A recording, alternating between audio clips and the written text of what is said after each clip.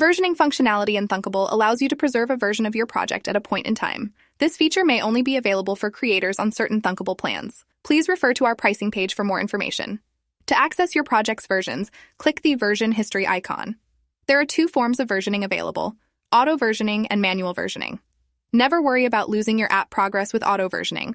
Thunkable automatically backs up your projects every few hours, and the last two versions are saved for you here. If you make changes to your project that you're not happy with, you can restore a version of your project from before the changes were made by clicking the vertical ellipsis, and then Restore. Crisis averted. To save a manual version, click Create Version. A new version of the project is created with the default version name reflecting the date and time the version was created. To change the name of an auto or manual version, click in the version name field and type your preferred version name. Click the version's vertical ellipsis to access its version actions. Restoring a manual version is the same as restoring an auto version. It reverts your current project to that previous version. The Save As option saves that version as a new project.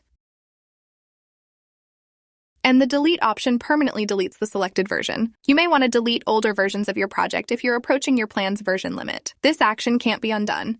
As you can see, project versioning provides a great way to organize and manage multiple versions of your projects. Thanks for tuning in. Be sure to check out our other tutorials and Thunkable Academy courses. And remember, innovation should have no limits.